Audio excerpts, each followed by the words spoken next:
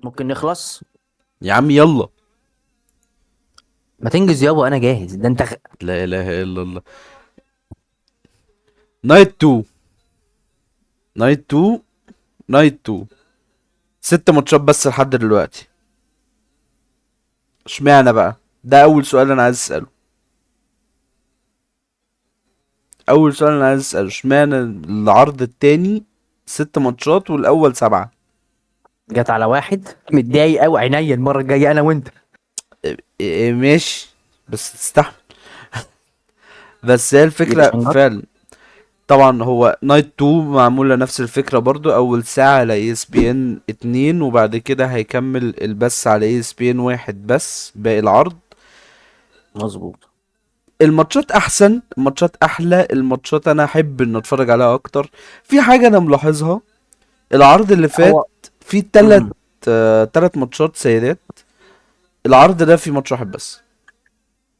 ده حقيقي، بس انا شايف مش عارف ليه، يعني مش عارف يعني اشمعنى انا يعني، معترض. بس في معترض ماتش واحد معاك بس. سيكا في ان هم نفس الماتشات بنفس القوه. بس لا، الفكره ان هنا انا شايف عندك ان الماتشات سيناريوهات اقوى. اقوى واحلى من النايت الاولى. انا لكن هم شايف ان نفس الناس انا قويين شايف الصراحه. انت عندك كله احلى، انت ماتشات احلى، سيناريوهات احلى، مصارعين احلى، اداء اقوى، الناس دي بتعمل اداءات اقوى بكتير. لا هم كتاريخ عامه يعني مش كفايه. كلهم، بس لا اقوياء ماشي، يعني. بس كفايه ان انت هتبتدي النايت دي بماتش زي اوبا فيمي وبروك ليزنر يعني. ده ماتش جامد طبعا. ده الاوبننج بتاعك، ده الماتش اللي انت هتبتدي بيه. هو ده هيبقى ماتش اوبننج حلو جدا. فده يبقى ماتش اوبننج مرعب جدا، مش حلو بس مرعب جدا. بس هنا بقى السؤال، هل هيبقى ماتش سريع جدا؟ انت ايه رايك؟ اوبا فيمي يقدر يطول معاك، بس هي الفكره هتبقى على بروك ماشي، ليزنر ما هو نفسه. بافيمي يقدر يطول، بس بروك ما بيطولش، وبروك ما عندوش حركات كتير بيعملها. يعني كمان ما ما اعتقد اعتقدش ان اكتر هو ماتش هيقدر، شفته وكمان طويل بالذات لبروك مع اوبا ليزنر. فيمي. اه وبعد اه. كمان اوبا فيمي بالذات هو مش هيقدر يطول معاه. هيتعبه جدا وهو بيشيله. لا، هما الاتنين يشيلوا اي بعض حركه هو عادي، يعمل يعني هما الاتنين هيشيله، يشيلوا بس بعض. مش هيبقى نفس الباور ونفس اللياقه بتاعت اوبا فيمي. فهيقدر يعمل حركتين ثلاثه يقدر ان هو يبهر بيها الناس طبيعي، بس مم. هيموت بعد كده. هيشحر جامد. لا عادي، انا شايف بروك ليزنر يعرف يعمل ماتش. هي الفكرة بس بالنسبة لي ان هو بروك ليزنر ما بيعملش ماتشات فيها اداء قوي بحركات كتير. هو بيمسك حركة حركتين تلاتة اه ويقعد يفضل عليهم بقى، يعني يديك بالظبط كده، 70 انا جيرمان بقاطعك بقى. سوبلكس، 15 دبليكيت اف بقى يلا 5. ودي. اه 50 جيرمان سوبلكس، 15 اف 5، مش عارف ايه، ايوه على فكره خد قمت بالك، فيضربك تاني. هو اللي اخترع فكره ان انت لما تيجي تعمل فينش تعمله اكتر من 500 مره من ايام راس المنيا بتاعت كتير. اندرتيكر لما كسر كتير بيه السلسله حقيقي بتاعته. حقيقي. بس هي الفكرة ان انت دلوقتي بتتكلم على اوبا فيمي، ما اوبا فيمي انت كده انت كده كده هتعليه، وكده كده انت كبروك ليزنر هو واخد العداوة دي على كتفه من اول يوم، من بصراحه ساعة ما بصوا لبعض في الرويال رامبل. ودي حاجه انا احترمها قوي في في بروك ليزنر، لان امم. بروك ليزنر من الناس اللي هم مش بيخشوا على اي سكريبت بيتعمل له ويقول لك تمام. لا، هو عنده راي اه وعنده اراء كتيره. فهو انا لا، وبيزود انا في مش هخش السكريبت العب عادي. مع ده وبيزود. فاول مره اشوف بروك ليزنر بيعمل سيناريو وهو اللي بيضرب فيه، لا وبيعمل السيلينج بتاعه حلو، وخلى اوبا فيمي يعلى جامد بسببه. امم. وهو مبسوط وباين عليه ان هو مبسوط، ودي امم. من المرات النوادر اللي انت تشوف ان هو داخل حاجه. هو انا لا، انا عايز اتضرب يا جماعه عادي، انا عايز اشوف اللي قدامي كويس، انا عايز اشوف آه، اللي قدامي ده انا راسم اديته راسم اديته السيناريو قوه. بشكل حلو، هو فاهم الابعاد الدنيا اه شكلها عامله لا، ازاي، ريسبكت وبيكتب جامد، هو معاهم بشكل فاهم كل حاجه. كويس. عاملها له مظبوطه. امم. عاملها له مظبوطه جدا. اوبا فيمي دخلته هتبقى جامده، انا متوقع اه ده. اوبا فيمي انا دخلته عاجبني في عرض قوي الرو الكرياتيفيتي اللي حلوه. بتبقى بتحصل كل شويه في فيعني ما بالك الموسيقى. بريسل منيا؟ عندك حاجه تقولها على الماتش ده غير انه ماتش قوي، ماتش يبقى كلنا مستنيينه، ماتش اوبننج لريسل منيا موفق من وجهة نظري هو يعني. موفق، بس انا يعني انا مش عارف. هو اعتقد ان اكيد بروك ليزنر اللي هيكسب، بس انا مش عارف مش عارف يعني صراحة، انا عايز ما عنديش اوبا. تأكيد. يعني هو مش اكيد، بس انا عايز اوبا. انا ما اعرفش يعني إن لو انت خليت بروك ليزنر هو اللي يكسب، انت كده كده بروك ليزنر خلاص بيخلص. فهو لو بيخلص هو فعلا خلاص هيبقى ماشي. الاخر حاجه او راس المانيا الاخيره. بس ده اعتقد ان ده افضل حاجه، ان هو ينهي مسيرته بان اوبا يكسب. ما انت دلوقتي لو اوبا فيمي هو انا ما اللي اعرفش كسب الماتش انا ما ده. اعرفش الرسم هيبقى ايه الدنيا، المفروض ان هو ده هيبقى اخر راس المنيا ليه ولا هيكمل، بس لو دي اخر راس لا المنيا على يبقى ما اوبا يكسب. اعتقد هيكمل شويه، يعني ما اعتقد هيكمل، ممكن ماشي. ريسلمانيا واحده كمان مثلا. ماشي بس يبقى خلاص، ممكن يبقى هو ما يكسبش. بس الفكره ان دلوقتي انت اوبا فيمي هو اللي يكسب مثلا، تمام، ما عنديش مشكله في الموضوع دوت. بس الفكره ان هو بعد ما هيكسب وهياخد الدفعه القويه قوي دي ويبقى كسب بروك ليزنر، وانت كده بتعمل بيست جديد، بتعمل وحش جديد، ووحش صغير في السن قوي، يعني هيبقى فول تايمر هتشوفه كل اسبوع، هيخش اصغر معاك في عداوات ايه. تخيل، اصغر مننا. لا مش للدرجة دي يا معلم، 29 سنة يعني، ما احنا يا احنا راجل. اصغر من كده احنا اصغر من كده. طب شوف، الحمد لله، كشفت الحمد البرسونا لله. بتاعتي وعرفتهم ان انا سني صغير يا عم، اهو شفت كده. حلو حلو يا عم. شفت حلو. كده. بس اكبر الناس من. بتتضايق لما احنا تعرف ان احنا كبير ونقعد نقول لهم احنا صغيرين، احنا الحمد لله لسه صغيرين.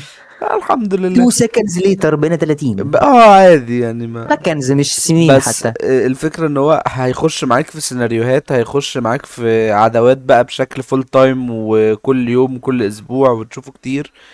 بس الفكرة اه ان دي انت نقطة انا افتكرتها هتكتب برضو، ان له بروك ايه. ليزنر، بروك ليزنر برضو هو، انت هتكمل معاك، هو هتبني بيه عداوة، هو مبقاش مستمر معاك، اه هو مبقاش بروك فول ليزنر تايمر. بيعمل اللي هو عايزه، يعني كده كده هو بروك ليزنر، انا هو عايز كده كده اظهر بيعمل اللي هو بظهر، عايزه، بس مش هو عايز مبقاش اظهر ما كمان فول بظهرش. تايمر.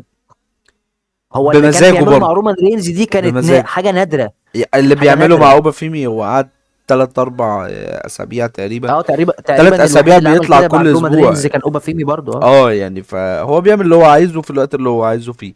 بس الفكرة ان هو اوبا فيمي لو كسب، انت دلوقتي هتكتب له ايه؟ انت اديته بوش قوية جدا. اوبا فيمي لو كسب من وجهة نظري انت المفروض تدخله على حزام. هيخش. اه بالظبط، هيخش اكيد على وش على اي حزام منهم. ده حزام لازم. الهيفي ويت، انا طبعا مش فاكر هو اوبا فيمي في رو ولا في سماك داون، بس تقريبا هو كده خلاص هنثبت في الرو. مع ان الكلام في الاول ان هو هيروح سماك داون، بس هي الفكرة أه هيخش على الورلد هيفي ويت تشامبيون مع سيم بانك اه ورومان رينز والناس دي. يستحق. حاسس ان هو يعني، طب عدي ميد كارد شوية الاول، يعني خش في الميد كارد شوية الاول وبعد كده نشوف بص، هي الدفعه بتاعته كده كده بالنسبه لي، انا شايفها ان هو اكيد لو انت خليته يكسب بروك ليزنر، الناس اصلا مش هتبالغ ان هو اكيد يلعب بقى على الحزام.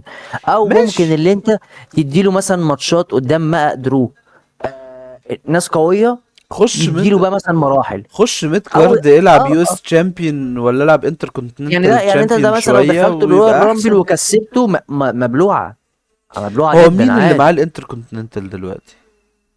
بنتا. الانتر كونتيننتال مين بنتا ايه؟ بنتا اللي معاه بنت الانتر اللي معاه. كونتيننتال. طيب انت دلوقتي عندك الماتش اللي بعده، اصلا الماتش اللادر ماتش الستة اللي هيلعبوا قدام بعض دول، اللي يكسب اوبا فيمي تارجته. يعني ما سهلة، يعني سيام بنتا برضه هو اللي كسب او اي حد تاني، ده لا هنتكلم انا فيه انا في عايز وقته. التارجت اللي معاه الحزام. ده هنتكلم فيه في وقته، بس التارجت اللي مع الحزام يبقى الاي سي تشامبيون، الانتر كونتيننتال تشامبيون تروح عليه. ماشي. لقب ميد كارد بس انت تاخدها واحدة واحدة.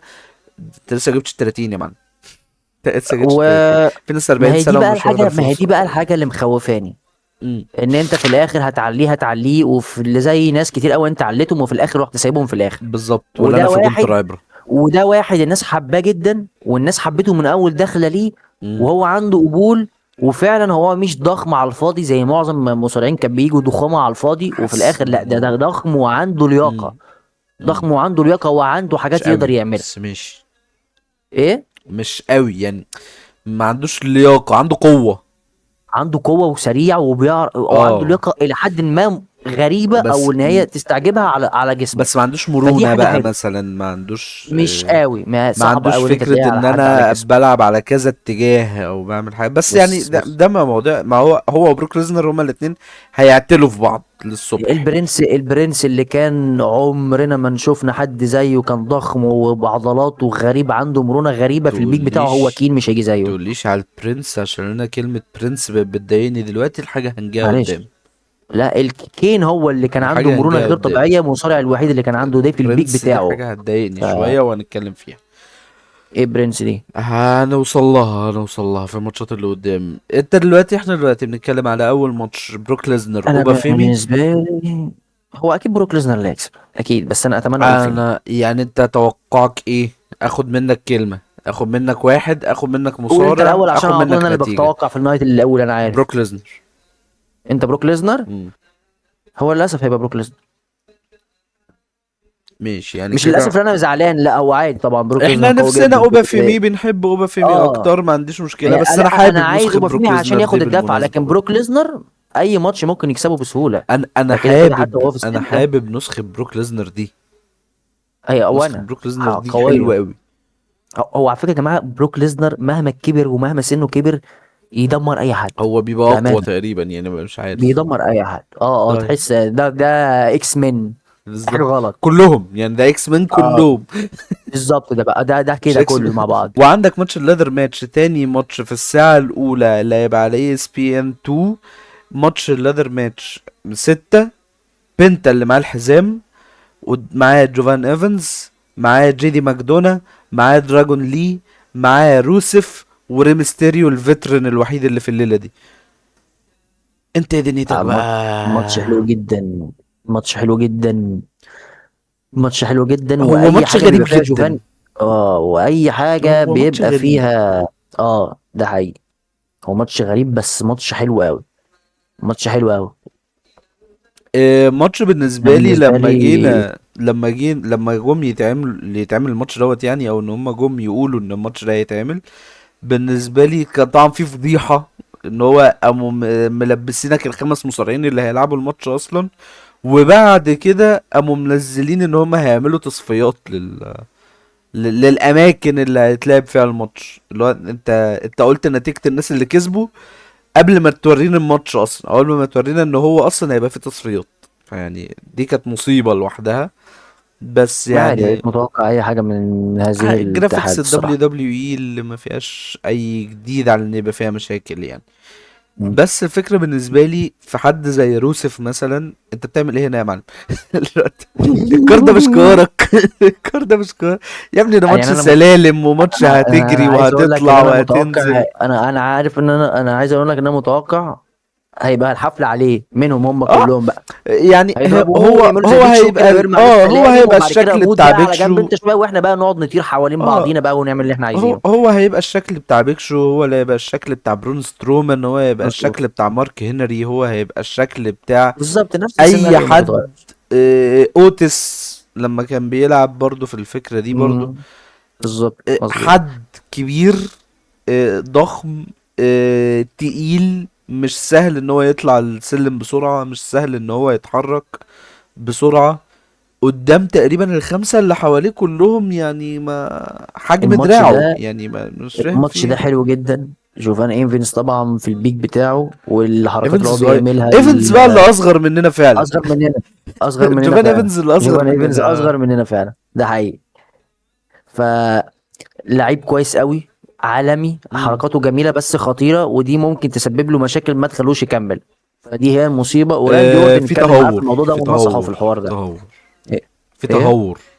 في تهور. ومش مش كل مره هتظبط معاك. مم. انت عندك خبره، واكيد طبعا انت اتدربت عليها مم. كتير، بس عادي البني ادم بيغلط، فممكن تغلط غلطه لا تبوظ لك الدنيا كلها. ويعني الغلطات او الحاجات اللي بتحصل، البوتشات اللي بتحصل ما بتبقاش متفق عليها لا يعني، انا انت مش حاجة قصدي ان بتعملها هو عمل كل يوم بوتشات، عادي هو جدا تقريبا. فيحصل لا مش قصدي بوتش بوتشات. غبي يجيب لك اصابة يعني. بالظبط، وكمان انا مش قصدي بوتشات، انا قصدي انت ممكن تعملها بحماس زياده، ما تاخدش اه بالك غير تجيب بعد لك ما اصابة، تخلص المشروع ما تلاقي نفسك انت تجيب جاتلك لك اصابه اصابة. ولا اي حاجه. مم. وحدث ولا حرج من الكلام ده مثلا مع واحد اداك نصيحه زي راندي اورتن، احنا شفنا ظهره عامل ازاي يعني. حد من فترة قريبة زي ايجي ستايلز، ايجي ستايلز جات له اصابة مثلا. بالنسبة لي كانت يعني اللي هو ازاي. بس ماشي. مثلا يعني فهو بيعمل حركات اتخلت ذكره خطيره، طبعا بقى بس يعني اثبت نفسه خلاص. الصراحه فيها جامد. وبنتا نفس الكلام. امم. كلهم ليه نفس الكلام، كله نفس الكلام. ما عدا طبعا روسيف، ده العظمه التقيله اللي بتاعتنا. هو رايح انت يا بركة كلهم هنا، مالكش دعوة بالظبط في كده. حد، احنا وتقعد هنطلع نجيب بالكرسي الحزام دوت ونجيلك. الله ينور بالظبط كده. بس يعني. فلا الماتش ده هيبقى حلو قوي بالنسبه لي، انا شايف ان هو هيبقى ماتش كويس. طب عندي انا بالنسبه سؤال لي انا قبل شايف دي ما حاجه عظمه. عندي سؤال قبل ما نقول مين اللي ممكن يكسب الماتش دوت، بعيدا عن مين اللي هيكسبه. هل عندك توقع ان حد من الخمسة التانيين اللي هم بقى خسروا الماتش هيجري على الحزام ده بعد كده؟ يعني انا خسرت الماتش، بس لا ده كان ماتش سلالم، فانا عايز فرصة 1 on 1 بتاع ما، تعالى ماتش عادي مش آه، عارف ايه. حد من الخمسة التانيين؟ اعتقد جوفان ايفنز. مش هيروح تاك تيم مثلا جوفان؟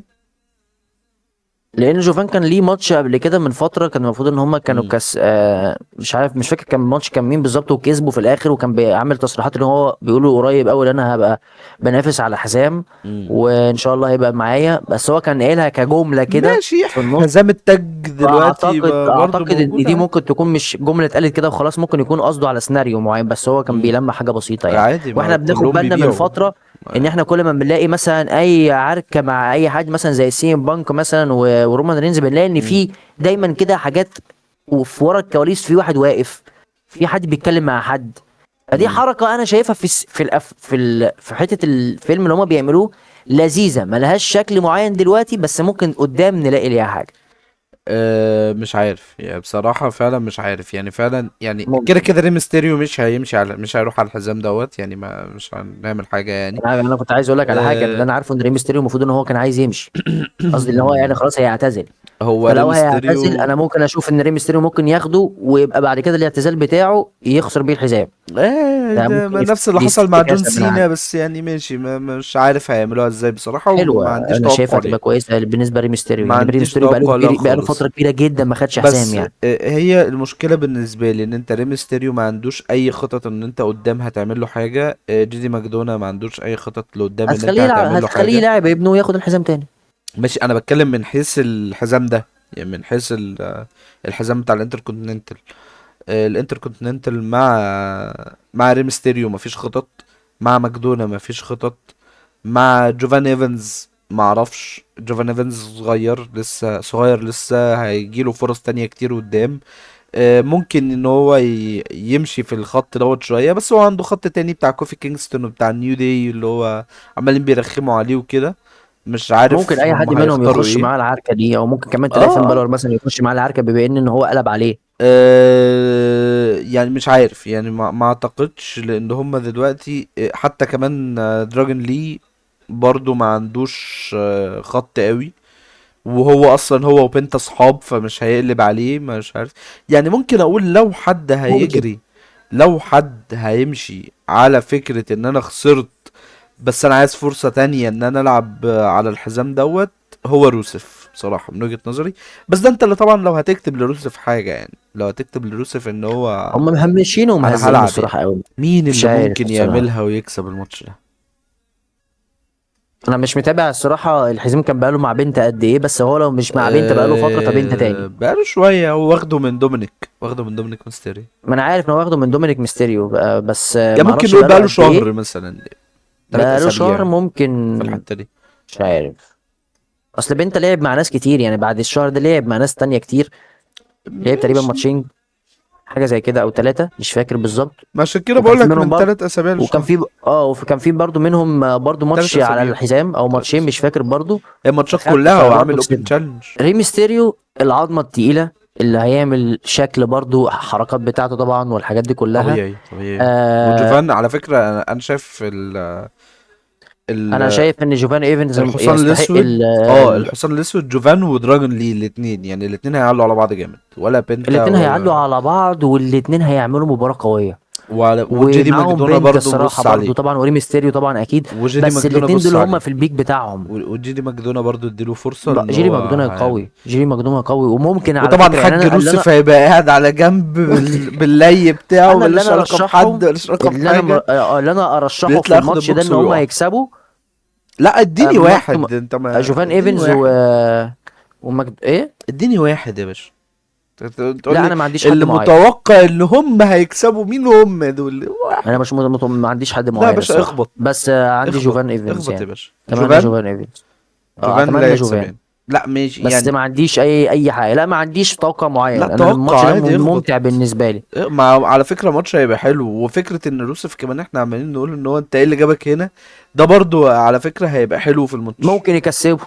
اه، ما اوتس كسب من كام سنة يعني، ما عادي يعني اه بتحصل. بالظبط كده. بس هي الفكرة ان هو هتبقى بس الفكره حلوة. اللي انا عندي وعلى سيناريو، فكرة الفكره ان روسف انا عندي مش سيناريو لكل تقيل. واحد. روسف مش تقيل بتقل الناس دي، هو اخف من الناس دي برضو، اللي هي الناس التانية اللي احنا بنتكلم على بيكشو ومارك هنري والناس دي. اه هو هو مش اخف تقيل منهم. زيهم. انا فاهم. فهو يديك برضه. وكمان انا انت لما فاهم كنت ازاي؟ بكلمك، مش لما الدرجات. كنت بكلمك بقول لك على فكره التقل، مش قصدي ان هو ك كان هو مش عارف يطير، لكن هو كمان اه. قوي، يعني لا ممكن مش ياخد اتنين هيبقى تلاته في مش بعض هيبقى كده مرن في يفرقعهم الحركة عادي. معاهم، مش هيبقى مرن في بس الحركة معاهم، بالظبط هو مش هيستحمل هيقدر ان هو يمشي ضربهم. مع الريتم بتاعهم، اه بس الفكره. هيستحمل ضربهم، بس يعني هيتعب من الشقلبة كتير، اه. وهم بيتشقلبوا آه، بس. بس انا معظم تقريبا معظمهم انا عندي ليهم سيناريوهات. جوفان ايفنز مين ممكن يخش اللي مثلا مع هيكسب ويليام لو ما الماتش ده؟ كسبش مع سامي. ايه. مين اللي هيكسب الماتش ده؟ ماشي، ما انا بقول لك اهو، جوفان ايفنز مثلا لو كسب ممكن يخش مع معركه تانية مع ويليام، اللي هو هيلعب مع سامي لو هو مكسب مثلا ما كسبش الحزام او حاجه. ماشي. ممكن ان هو يخش ويلعب معاه، لان هما كان عندهم عركه. نفس الكلام مثلا ممكن تلاقي اي حد مثلا من اللي لعب الماتش ده عايز يلعب ماتش كمان، فيتعمل له اصلا يعني انت سيناريو مع جوفان توقعك ايفنز عادي مفيش مشكله. يعني انت نفس توقعك الكلام مع بنتا لو كسبوا. اه. ومثلا لو ماكدونا لو كسب، ممكن يلاقي فين بالور مثلا موجود معاه في السيناريو، بالرغم ان هما كان عندهم الخناقه بعد ما هو ضربه في الجاجمنت دي، لو هو قال لك ماشي. انا خلاص هخرج منها. مم. فعندك سيناريوهات، فكل واحد فيهم تقريبا عنده سيناريو. لو بنتا او ايجي لي الاتنين ممكن يقلبوا على بعض عشان الحزام، يا فانت عم برضو بقى هنا انت عندك وايجي ليه سيناريو. بتاعتك دي؟ ايه. اه، سوري سوري سوري، انا اسف، انا بحبها، اعمل ايه. دراجون لي او حتى يعني. دراجون لي. يعني كان ايج التنين لي. ستايلز، يعني كان ايج التنين. ستايلز ومشي. دلوقتي بقى دراجون لي برضو ايج لي، انت ايج لي معاك في اي حد. التنين لي. تمام، مين بما ان اللي دراجون. هيكسب الماتش ده؟ اديني اسم. ما انا قلت لك جوفان ايفنز، انت عايز ايه تاني؟ جوفان؟ انت قلت اه. اتمنى. لا انا عايز اسم اللي اتمنى، وهو هيكسب. انا قلت لك انا ما عنديش جوفان توقع معين، ايفنز. بس هو جوفان ايفنز ان شاء الله. طب انا بالنسبه لي شايف ان اللي هيكسب الماتش ده بنتا بنت برضه. هيفضل بالحزام عادي جدا ولا امم اي حاجه، بس ما انا عارف هيبقى انت ماتش هتقول كده. حلو قوي. يعني انا بحب ماتشات بحب ماتشات السلالم اللي بتبقى في راس المنيا دي، بيعملوا ماتشات امم حلوه بصراحه. طيب نطلع لتالت ماتش، اللي مش عارف هو هيبقى انهي فيهم، بس تقريبا هيبقى الماتش اللي انا امال زعلان اشمعنى انت منه. في النايت الاولى انت جيت شمال وبعد كده طلعت فوق قلت ان ده اول ماتش، اشمعنى بقى المره دي انت مش واخد بالك انهي ماتش؟ ما انا بقول لك، لسه بقول دلوقتي في الاغلب هتبقى الماتش اللي انا هتكلم عليه دلوقتي، لان المره اللي فاتت كان في ماتشات بنات كتير، وهم الماتشات اللي في النص دول بيحبوا يرموا اي حاجه. بس الماتش ده بقى اللي انا هتكلم عليه دلوقتي انا زعلان منه قوي. انا زعلان منه قوي، لان يعني اللي حصل فيه انا كنت حابب انه يحصل، والناس كلها حابه انه يحصل، بس انه يحصل بالشكل ده حاجه تزعلني وتزعل الناس كلها، وفي ناس كتير قوي زعلت وانا زعلت قوي على حرق المفاجأة. ايه احرق الماتش؟ القصه، قول القصه. دومينيك ميستيريو مم. فين بالور. والديمن فين بالر. انت ليه تحرق عودة الديمن؟ بس ليه تحرق ظهوره؟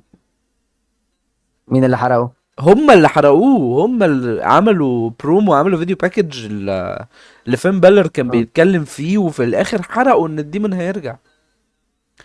فطب يا عم، طب احرقها كلام، يعني احرقها بالكلام عشان الناس تقول ايه، ده هيرجع مش هيرجع، هيرجع مش هيرجع. انما ان انت تحرقها بالجرافيكس، طب ما انا خلاص انا كده متأكد مليون في المية ان هو راجع. وبعد كده تحطها لي في الصورة بتاعت الكارد اللي موجودة هنا دي.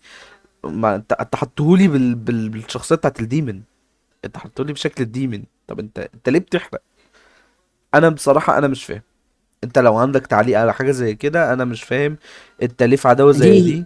علشان هي عباره عن ماركتير، هي حاجه ماركتينج بحته. ماشي. قعدوا كده مع بعضيهم ماشي. في انا الترابيزه، ما قال لك عنديش. احنا ممكن اللي احنا نعملها بالكلام، ممكن ماشي. الناس تقعد تتكلم، ممكن ده يسمع مع طيب الناس اكتر، فاحنا عايزين نشوف يعني ديمن ولا يعني نخليه ان يظهر انت اكتر. هم في الاخر استقروا ان هم يخلوه الديمن، احنا نعمل له برومو ونقول ان هو خلاص ظهر، ونخليه يطلع مع دي.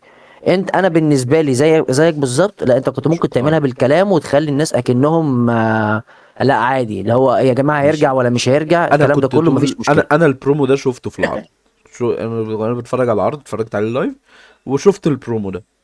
الفكره ان انا طول البرومو عمال اقول ايه ده، هو عمال بيتكلم بالغموض ده ليه، عمال يتكلم بالتنس والقوه دي ليه، ده هيرجع للديمن ده ولا ايه؟ انا طول البرومو عمال بقول كده. فانت لو كنت قفلت بالظبط، هو ده عادي، اللي انا كنت انت لو برضه كنت بقوله، قفلت يعني يا عادي ريت هو ده كنت الصح، ان انت هتاخد تخليه بالكلام اسبوع، بس. كنت هتاخد اسبوع او اسبوعين، تاخد اسبوعين عمال الناس كلها عماله بتتكلم هو فين بالر هيرجع بشخصيه الديمن ولا لا، هيخش البرنس ولا هيخش الديمن. هنا لما كنت بقول لك على البرنس، فهي م-م. الفكره هنا هتقعد اسبوعين الناس كلها عماله بتتكلم والناس كلها مستنيه، ودي هتبقى مفاجاه حلوه لما فجاه تلاقي ان اللي داخل الديمن فين بالر ديمون مش فين بالور. البرنس فين بالر. وكانت هتبقى عودة او يعني ظهور قوي جدا جدا جدا جدا هو هيبقى ظهور قوي قوي قوي جدا جدا زي ما جدا. احنا بنقول. بس مع هي ان هنا شخصية هو قال الديمن لك اللي دي مظلومة. ممكن ان احنا نضمن بيها عشان فكره التذاكر، اللي هو احنا لسه ما هي بقى بنعمل هنا الفكرة حته هنا، ما تحل. هي الفكرة حته هنا. اللي انت مم. محير الناس. طب هل انا هجيب التذكره ولا لا؟ لا، احنا عايزين نضمن ان الناس بقى هتيجي عشان على الاقل فين بالر الديمون هم عايزين يبصوا عليه. فاحنا كده على الاقل هنضمن حبه تذاكر حلوين في النايت التانيه. ده انا شايفه ان هو سيناريو لتذاكر بحت عشان هم عارفين ان الدنيا دلوقتي بايظه معاهم خالص. هي دي فعشان ده هو هنرجع عملوه كده تاني بس مش لنفس اكتر. المشكلة ان انت بتلف وتدور على فكرة ان هو ايه اللي يجيب تذاكر. طب ما اللي يجيب تذاكر انك تعمل ماتشات حلوة وعداوات حلوة يا معلم، انت ليه اللي بيجيب بتعمل؟ تذاكر والفكره دي كلها، يعني ليه؟ انا شفت حد كان بيتكلم اصلا وبيقول لك ان الفكره مش كان كمان تريبل اتش، هي الفكره كمان من زمان قوي قبل ما تريبل اتش يجي، لما ماكمان حب ان هو يبيع للشركه دبليو دبليو اي، الشركه مش فاكر اسمها او تي حاجه كذا. تي كيو. هي اللي عامله هي اللي عامله المشكله دي. وده اللي خلى على فكره تريبل اتش، ماشي. على فكره هو سيم بانك مش بيمشي بمزاجه. في ناس من جوه البايب بيقولوا بومب كان تريبل اتش هو عظيم. اللي قايل له ان انت قول براحتك، حتى لو كنت عايز تغلط في تي كي او اغلط. اه وده كده حصل كده كمان هو يعني وده بقى. حصل في راس المنيا السنه اللي فاتت، او حصل في السنه اللي فاتت اه. برضو من تريبل اتش. هو اللي بيقول كده عشان هو عايز يخلص من الموضوع ده. مم. فاحنا قاعدين بنغلط على تريبل اتش كتير وبننتقده كتير، بس هو واضح ان هو خلاص. هو انا زهقت من الناس دي وعايزين نرجع بقى للمصارعه بتاعت زمان تاني. طيب. سي ام بانك مش بيعمل كده من دماغه، عشان كده مفيش سيناريوهات، هي السيناريوهات كلها دراميه. وهنتكلم بالذات الحته دي هتطلع مع في المين ايفنت، الاخر هبينها لك اكتر. الفكرة بقى في ان في فهي فكره العداوة دي، ماركتير، ده اللي مخلى الموضوع حرق. العداوة بس دي ان انت تطلع الديمن ده هيبيع تذاكر، انا تمام، انا ما عنديش مشكلة. طبعا هنتكلم بقى اكيد. من حيث السيناريو شوية، هو الديمن يطلع على دومينيك، دومينيك الديمن يطلع عليه يا عادي، جدع. بما انه هو بقى ده ما اللي كان طلعش على موجود معاه في الفرقه. ستايلز يطلع على على فكره اقول لك على دومينيك. حاجه من سخريه القدر، ان دي يعتبر القصه الوحيده اللي مظبوطه، ما دخلوش اي حد في النص. ماشي، هو قلب على عليه، فكرة وهي اتخانق القصة اللي معاه، بقالها طب يلا بينا. كتير يعني هي بس القصة. الفكره ان هو كان محتاج بس يكون معاه الحزام. هي ده القصة بالنسبه لي دي، المشكله. القصة دي كنت المفروض بقالها تخلي معاه كتير قوي الحزام وفين برضه. بالور هو اللي ياخد الحزام، يعني ده اللي كان المفروض يحصل بدل يعني. ما بنتا اللي ياخده. اه. مثلا ده اللي متفق. المفروض كانت تبقى افضل، يبقى وريكها احسن بدل ما هو ماتش كده عادي. وهم اصل يعني بعد كده خدوا قرار الدفعه ايه؟ بنتا. ما هو المشكلة ان انت خدت قرار بنتا، لان من وجهة نظري شايف ان بنتا ما كانش بيتعمل بيه حاجة، وبنتا بقاله كده يعني سنة تقريبا ما بيتعملش بيه حاجة. اللي هو طب ما انت فين بالور ما بتعملش اديله بحاجه. حاجة. فين بس بالور فين بالر هو قعدنا اوريدي نهاتي خد 500 حاجات. سنه يا جماعه. الراجل ده من ساعه ما جات له الاصابه بتاعه الدبليو دبليو اي يونيفرس لما كان موجود، وبعد كده قال لك اللي جات لما له ارجع هو ابني ايه؟ تاني كان ديمن. انا ما قلتش حاجة. وبعد كده انت حطيته في سيناريوهات غريبه، والراجل ده تقيل جدا. امم. فين بالور هو تقيل. يعني ما كفايه ان هو وحطيته يعني في 44 وقعدت سنة تحطه ولا في قصه، 45 وسي ام سنة بانك كل شويه يقعد يقول له بالجسم ده ده انت يعني. المفروض تمشي وانت مهم يعني مم. سي ام بانك هو كان الفويس بتاع راندي اورتن بدل العبيط التاني ده. بدل صابر عم بس بات. بس كان بس اللي كان بقى لفين بالور. بس كان لفين بالور. في الاخر مم. خليته يقلب عليه ويكمل عادي، وبعد كده راح قلب. قعدت لا كتير قوي تحرق فيه على وساعتها، الفاضي. لما قعدت طلع تحرق فيه على بالأغنية الفاضي. بتاعته الجمهور كله كان معاه. اه، قعدت تحرق فيه على الفاضي، ما من غير اي حاجه. عندك حاجة تقولها على دومينيك؟ حسب الله ونعم الوكيل. ده الايدي جاريرو بتاع الجنريشن ده. بس بامانه هو بيتطور كل شويه عن الاول. هو هو بيتطور كل شويه عن الاول. هو شعره و بيطول بس كل شوية عن ما الأول شاء الله يعني عليه، ما. يعني عشان ما كريم عايزين فاتيكا حبه. اللي بيستعمله يعني ما الحمد لله الدنيا تمام معاه. ما فيش اه حاجة زيادة اه. يعني هو. لا، احنا ممكن نستخرج منه الزيت الطبيعي بقى من شعره، ما وانا شاء الله عليه. بالنسبه لي دومينيك واحد من المصارعين المنفوخين جدا اللي واخد فرصه زياده عن اللي هو يستحقها. ابو ريمستيريو فهو ده اللي زقه الشويتين ثلاثه دول بس. هو ارحم بيتطور. من ناس تانية. ارحم من ناس تانية، الراجل و... بيتطور. والله في ناس وعلى تانية، الاقل والله ناس من لا ناس لا، انا تانية مش من اللي هقول انت على الاقل بتقولهم مين، دول. بس الضربات بتاعته على الاقل حقيقيه. وعلى الاقل لما بيجي الله بينط الله الله بينط الله صح. الله الله الله ولما بيعمل السبير بتبقى حلوه لو بيعمل سبير. الله الله الله الله الله الله الله الله. ده احنا بنتكلم على على الفور ليترز بقى ولا ايه؟ لا ما انا ماليش دعوه، انا مش مش هتكلم هتكلم اكتر من كده. مش هتكلم الراجل عليه. ده لا على لا لا الاقل ضرباته على الاقل مقنعه. لا لا لا لا, لا. اكيد مش قصدك على الفور ليترز وان وورد. لا لا مش هو ده. مش هتكلم كتير، مش مين اللي هتكلم غير هيكسب؟ بوجود المحامي بتاعي. مين يا ترى اللي هيكسب؟ لا هو مش ناقص عبط، هو اكيد فين بلد. طب ما يمكن لا حد ايه اللي يمكن؟ يتدخل. هتسيبه تعمل ايه؟ حد يتدخل. حد هيتدخل من الستة اللي بيلعبوا مثلا اللي هو المفروض لا ماكدونا ماشي. روكسان بيريز، ماشي حد من حد من مثلا روكسان راكيل بيريز او ليف. رودريجيز، ممكن برضو ليف ليف ممكن تيجي او مورجان. رودريجيز. بس ما هو كده كده اللي برضو هيتدخل له واحدة ست من الآخر. برضو فين بالور هيكسب. اللي هيتدخل له واحدة ست. برضو بالور هيكسب. وممكن، ودي بقى لسه جايه في دماغي دلوقتي، ولو بس ليف تبقى عادي جامدة. ممكن تحط الناحية ايه. لا دي لسه جايه في دماغي دلوقتي وتبقى جامدة. ممكن تحط له ممكن فاكر قدامه تطلع ليف، لا تطلع ليف عشان وتقلب. تساعد دومينيك. فليف هتطلع، مش تطلع لوحدها، هتطلع هي وروكسان وراكيل مثلا، او هي وروكسان. فليف هتدافع عن دومينيك. هو ده متوقع. فمين اللي يقلب؟ روكسان بيريز. روكسان بيريز. لان هي مين اللي دخلها؟ الجادجمنت داي، فين بالر. مم. فتساعد الديمن ان هو يكسب دومينيك. طب ما انت كده عملت سيناريو وهي ليها سيناريو. ما هو السيناريو هيروح بعد كده بقى على ليف وروكسان. ما هو احنا كده كده بنقول ماشي. ايه؟ ان ليف السيناريو الجاي ده انت كده عايز بتاعها. تربط لو ليف كسبت. ما انا بقول لك ان ليف السيناريو الجاي بتاعها ان هي الجادجمنت داي هيخبط في بعضه. وده المتوقع فيبتدي المفروض من يعني. هنا. دي حاجه حلوه. لسه جايه في دماغي بصراحه. لا حلوه. ولا ما ممكن اعتقدش ان فعلا الدبليو تبقى دبليو اي مظبوط. فريق الكتابه بالعظمه اللي انا بتكلم بيها دي، فما ولا يا عم هيعملوا هو اي اصلا حاجه. بالعظمه اللي هو اصلا الحاجه امسح البديهيه اللي احنا لسه امسح بنتكلم عليها روكسان امسح بريز كل هم اصلا الكلام. بيقولوا عليها بقالهم فتره. احنا لسه بنقول على روكسان بريز بقالها فتره شايله من ليف عشان طلعتها اصلا من الرويال رامبل. مم. والله مش هيعملوا لها السيناريو ده، هيجيبوا لك مش على راكيل عارف. رودريجيز. هيجيبوا لك مش عارف مين في الاخر عادي، ما خلاص يعني ما بقيناش عندنا اي زلزال. حاجه في بتاع. زلزال طوارئ. مش عارف انا بقى. عادي ولا يهمك، عادي مفيش مشكله. ف فهتلاقيهم في الاخر مثلا حطوا لك دي حد ديمن كده خدوا دي لعبوها مع ليف مورجان. ديمن وتمام، مفيش اي اكيد مشكله. يعني ديمن. ده لازم يكون الديمن. الماتش اللي بعده هو الماتش الاقرب الى قلبي والماتش اكيد اقرب الاحسن في الينا كلنا. التو نايتس من ريسل مانيا اصلا. والماتش اللي محدش هيقدر يواجهه ومحدش هيقدر يقاومه ومحدش هيقدر ما يتفرجش عليه. ومش هيبقى الباثروم بريك لأ. والناس مش هترميه لأ. وهيبقى ودي هو ده ودي. النايت ستيلر. ماتش جيت كارجل البطلة ده الماتش ده ماتش الستيلر بالنسبه لك. لا انا بنتكلم لسه. انت ليه بتسرع كده؟ انت ليه لسه بتتكلم لسه؟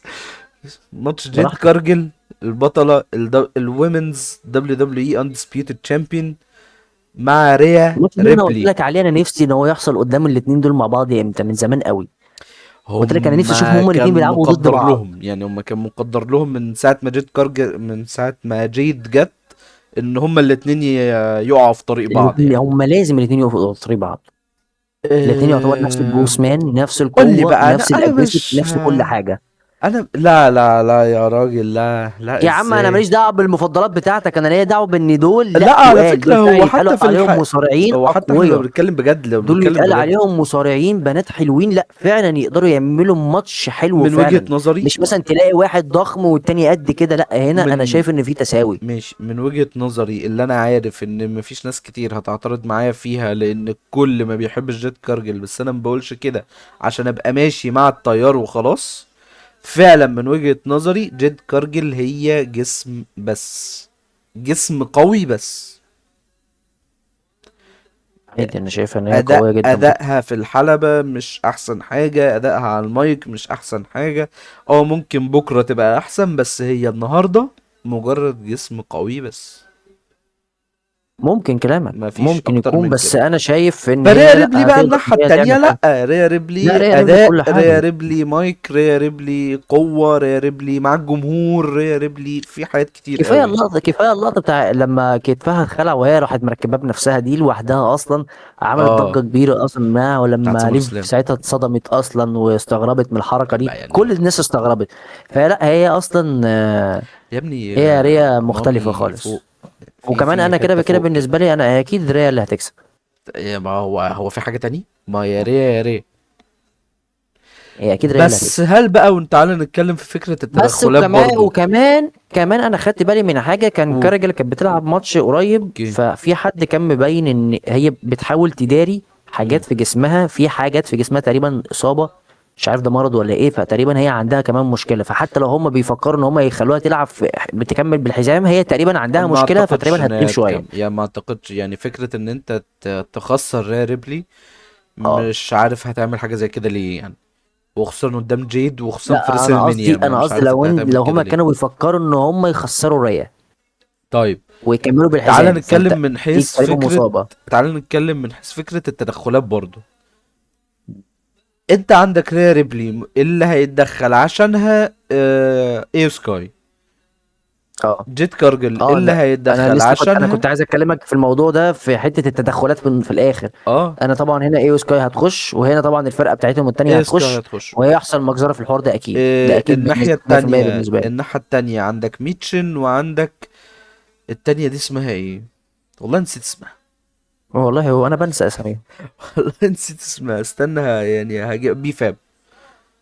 فهم ميتشن وبي هيخلصوا فاب. برضه هما الاثنين. فانت دلوقتي عندك هنا اتنين وهنا واحدة، هنيجي برضو لنفس الحوار ان العدد هيبقى اكتر، ايو سكاي هتتضرب، في معظم فريا ريبلي السيناريوهات اللي بتبقى لا، هتتشتت. في معظم السيناريوهات بتبقى بالطريقة دي، بتلاقي في واحدة هتغلط اه وهتخلي اختها او صاحبتها تخسر الماتش. هيخبطوا في بعض مثلا، بتاع اي حاجة اه، تحصل. في معظم السيناريوهات بص دي انا بتحصل اصلا تقريبا. السيناريو لا مش مقتنع بيه، السيناريو العداوة كلها مش مقتنع بيها، ان الاتنين دول يقفوا في طريق بعض بالشكل دوت. اللي عمل كده هو ماتش الاليمينيشن تشامبر بس، غير كده انا مش مقتنع باي حاجة. مش مقتنع بالناس اللي مع جيت كارجل، اللي هو انتوا بتساعدوا جيت كارجل ليه؟ ده جيت كارجل كانت لسه اصلا من قبلها بتهنكوا اصلا، فان انتوا تبقوا معاها في نفس التيم ليه؟ عشان هم عايزين اي حاجة ضد ايو سكاي. ما لهمش علاقة، والله ما كان لهم علاقة ببعض اصلا. ده الاتنين دول كانوا بيعاملوا ريا ريبلي حلو، فانتوا فجأة بقيتوا مع جيد على ريا، ما انا مش فاهم، انا مش يا عم فاهم. عادي، ممكن. فبصراحة من وجهة نظري شايف ان ما ينفعش يبقى في اي نتيجة غير ان ريا ريبلي هي اللي تكسب الماتش ده. نفس الكلام. ويعني بعيدا بقى ان الماتش هيبقى فيه تدخلات ولا لا، واكيد ايو سكاي هتخش، لان ايو سكاي سبحان الله السنة اللي فاتت في ريسلمانيا كانت بتلعب ماتش على حزام الورلد هيفي تشامبيون بتاع السيدات، اللي هي كانت البطلة بتاعته. وستيفن فاكر خدته. ما كانش معاها، كانت ستيفاني فاكر لسه ما جاتش او لسه ما اتصعدتش. الفكرة ان امال كان هو، مين؟ ان احنا في السنة دي اللي هو الماتش الثلاثي اللي كان هو وريا ريبلي وبيانكا اه بالير. اوكي انا الدنيا اتلخبطت معايا بس هي الفكرة ان السنة اللي فاتت ايو سكاي كانت بطلة الحزام، السنة دي ايو سكاي ملهاش مكان في ريسلمان. عادي لا تخرج قبل ان تقول سبحان الله، عادي. ويعني ايه، بص، وتشتم شعار تريبل اتش الدبليو وانت دبليو اي خارج يعني عادي. هو شو والله هي ماشيه عادي. طب يا سيدي تريبل اتش، احنا في اصلا عداوه عادي، حط دي، ايه اللي فيها؟ هيحصل عادي. حاجه؟ عادي. يا عم كارميلو هي هيز ماشيه. اللي هفضل، والله هفضل اقولها كل شويه، كارميلو هيز اللي عامل كل دوت في الاخر، خد كويس ان المايك الحزام. عمل كويس ان صوتك اصلا قطع في النص، الحمد لله. الناس دي من كارمارو ريز. يا كارميلو رب ما يحط هيز، له حاجه. ما هو ما تحط له على فكره، ده اللي احنا هنروحه. انا قلت ريا، انت قلت ريا، خلاص خلصنا الماتش دوت بين ريا اللي هتكسب، ونخش على فكره للماتش احنا اللي تقريبا بعده. متفقين في كل النايت دي، في كل حاجه ما عدا بس الماتش السداسي بتاع اللي هنا. احنا قلت اه شوفان اه ايفنز وانت قلت اه, بنتا، وانا قلت لك آه. في الاخر برضو تقريبا بنتا. انت قلت بس احنا تقريبا جوفان، ماشيين صح. و... اه، و... وقلت لك فين بالر، قلت لي فين بالر، وقلت لك بروك خلصنا ليزنر، وانت قلت بروك وخلصنا ليزنر. الماتش ده، وهنخش الماتش اللي بعده، الماتش بتاع سامي زين و تريك ويليامز. ويليام. وهو ده الماتش اللي كارميلو هيز كان المفروض هيلعبه، وفجأة كارميلو هيز مش موجود. سبحان الله. ادي الحزام لسامي. يلا يا تريك يا ويليامز. طب تريك ويليامز هياخد ماتش في ريسل مانيا ليه؟ عشان هو كويس يعني، ما الراجل بيتكلم على المايك كويس، الراجل اسمر، الراجل لسه طالع من انكس تي، الراجل خليفة بوكر تي، الراجل مش عارف ايه. طب انا مالي؟ اي انا حاجه مالي فيها ايه. بكل ده؟ انا مالي بكل ده؟ انت دلوقتي واحد لسه طالع من انكس تي، تمام. انت دلوقتي الكارد ده لو بصيت له كويس هتلاقي عندك اوبا فيمي لسه طالع من انكس تي، جوفان ايفانز لسه طالع من انكس تي، تريك ويليامز لسه طالع من انكس تي، ثلاثة طالعين من انكس تي، وده كويس، وده ده كويس حاجه كويسه. بالمناسبة. ده حقيقي. بس في نفس الوقت جوفان ايفانز عمل ماتشات عمل ران حلوة، خد ماتشات كتير، طلع في ماتش سلالم واحد وسط 6 مصارعين او واحد وسط 5 مصارعين تانيين. فمش اللي هو مش هقدر اقول هو انت ازاي تاخد الفرصة دي. وده غير طبعا ان هو قال لك بعد كده ان هم عملوا ماتشات تصفيات وهو كسبها، بعد ما طلعوا مين اللي هيلعب. اوبا فيمي والبناء اللي عاملينه الاوبا فيمي من ساعة ما جه ان هو النكست بيج ثينج، النكست مونستر، النكست بيست، وتمام انا ما عنديش مشكلة في حاجة. تريك ويليامز عمل ايه بقى؟ حد انا شايف ان انت يكلمني، ممكن تصلح ده كله عادي، حد لان يقول هو لي. اصلا كان في مشكله. هما مم. المفروض اللي هو ان هما الاثنين جوفان ايفنز وويليامز المفروض ان هما يعتبر شبه اصحاب او كانوا اصحاب. وبعد كده ليهم عداوة بقى في في انكس تي مشاكل ما مع بينهم، بعض عادي. او بقى كان بقى في مشاكل بعد كده ما بينهم وبتاع. انت تقدر ان مم. انت تخلي العداوه دي موجوده، ان انت ممكن مثلا اصلا تخلي جوفان ايفنز ان هو يخش بان هو متضايق ان هو ما بقاش موجود في ريسل مانيا، تخليه ان هو يخش انا ويقلب مثلا على ويليامز انا ويخلي عندي سامي يكسب سؤال. ويبقى في عركه الماتش كبيره. ده، او ممكن سيناريو تاني ثواني، مم. او ممكن سيناريو تاني تخلي سامي انا يخسر ما انا الماتش متضايق من الماتش ده قوي على فكرة. وويليامز يكسب، وويليامز يكسب وخلي جوفان ايفنز يخش في العركه، بحيث اللي هو انا استحق ان انا اكون مكانك اصلا. فانا عايز ماتش على الحزام، ويبقى ويليام اللي معاه الحزام وجوفان ايفنز يلعب معاه، وساعتها لو جوفان ايفنز يكسب ماشي. انا يعني انا عندي شايف ان سؤال في الماتش كل ده. حاجه هم حاولوا يبوظوها من السيناريوهات اللي موجوده في النايت الاولى والنايت الثانيه ليها حل. كله بس ليه طبعا احنا حل، عارفين ان بس الحل مش الكتابة هيتعمل. ما في الضياع خالص. ليه؟ ما بين بس قوسين عادي. انا عندي سؤال على الماتش ده. ده الطريقه الماتش يعني. ده بمنتهى البساطة ليه ما يتعملش ثلاثي وتحط كارميلو هيز فيه؟ ايه اللي هيحصل؟ عادي. ايه عادي. المشكلة؟ ما ما يعني ما انا ما بالنسبه عنديش لي، ما طب عنديش انت اجابه. كارميلو هيز عمل لك ماتشات قد كده من ايام ما اندرادي كان موجود قبل ما يمشي، ويلا كل اسبوع نعمل كارميلو اندرادي، يلا نعمل ماتش حلو. يا عم كارميلو ده هيز مصطفى علي السنه اللي لما مشي فاتت من دبليو اي عمل رن عامل حلوه. عظمه. ما ماشي، انا بكلمك دلوقتي على السنه اللي فاتت بالتحديد. كارميلو هيز من الناس اللي عامله رن حلوه قوي، عامل سنه حلوه قوي، عمل ماتشات حلوه كتير، كان بيعلي تقييمات العروض اللي هو كان بيلعب فيها لمجرد ان ايوه هو كان بيعمل ماتش حلو. ده ليه حقيقي. انت تيجي قبل ريسل مانيا باسبوعين تقرر انه لا مش هو اللي هيلعب في ريسل مانيا؟ يلا حط لي اتفق. سامي زين وتريك ويليامز. وتريك ويليامز اصلا قبل ما سامي زين هو اللي ياخد الحزام وهو اللي يلعب تريك ويليامز، تريك ويليامز هو اللي هيلعب في ريسل مانيا. طب ليه هيلعب في ريسل مانيا؟ والله عشان احنا بنحبه. ايه ده يعني ايه؟ لا ما تسألش كتير. طب ده كلام يعني؟ انا مش مش فاهم مفهومه. بصراحة. انا مش فاهم. انا بحب سامي زين، انا ما عنديش مشكلة مع سامي زين. سامي زين هو ولا انا كده بحبه كده شمزي سامي زين من طبعا من اصول فخر عربية، العرب. وبيجي يقول لنا الكلمتين اللي بالعربي كل عرض بيتعمل في السعودية، فبنبقى فرحانين. ودي من احلى الحاجات اللي موجوده، اه وعشان كده فبنبقى هو اصلا فرحانين. هو بيعتبر اللي ماسك الشركه بس هناك. بس هو اللي هيبقى الناس، ماسك الشركه هناك، اه هو اه اه اه اه الرئيس المين بتاعنا في الدبليو دبليو اي هناك، بس فدي حاجه كويسه جدا بس ومبسوط منها قوي الجمهور يعني. بس الجمهور هناك كلهم مش حابينه الفترة دي، عشان فعلا هو خد فرصة هي ملهاش منطق، ملهاش وجهة نظر، هي واخد الفرصة كده. انا بالنسبة لي كواحد عربي مش هبقى زعلان على حاجة زي كده، بالعكس هقول يا عم مرة من نفسنا بقى حد ياخد حاجة. بس في لا نفس وسامي الوقت قعد كتير عشان يقاوح عشان ياخد حزام زي ده. هو سامي زين خد فرصة ما يستحقهاش للفرصة نفسها، مش لسامي زين. سامي زين يستحق فرصة من اي شكل كان. ما هو نفس الكلام، احنا بنيجي احنا بندور كلنا في الاخر لغايه دلوقتي على بس كانت السيناريو. تبقى ثلاثي، كانت تبقى هي ثلاثي الفكره كارميلو هيز كلها في يخش، انت مشاكل، ما مش في عندكش فكره ولا ماتش المصارع ان ثلاثي في هو دول. وحش. سواء هي الفكره ان الفكره مش المصارع اللي وحش، هي الفكره ان السيناريو وحش مخلي ان ده ملوش انا عايز لازمه. حاجه أو هو اخبطها. ده ايه اللي إيه اللي خلاه ياخده؟ ايه امم اللي خلاه ياخده اصلا الحزام؟ لو هنيجي نتكلم عن الموضوع اه ده مثلا زي كودي رودز، يعني إيه اللي انت دخلته؟ انت ونفس الكلام هنا. انت عملتها اوحش من كودي رودز بقى دي يعني. اكتر حاجه، دي اكتر حاجه نستغربها. فنفس الكلام انت هنا خليت سامي ياخده بطريقه مختلفه وبطريقه غريبه. امم فنفس الكلام هنا بنقول. بس وخلي انا بالك برضو ان في تريك نفس الكلام ويليامز انا لما بقول لك هيخش انت مع حد. تقدر، انت تقدر تظبط ده، تقدر ترجع ده تاني وتخلي ان يكون في مثلا بقى عركه ما بينهم هما الاثنين. مم. ده موجود وسهل جدا ان انت تقدر تعمله مع كارميلو هيز. ده في ريسلمانيا ولا بعد؟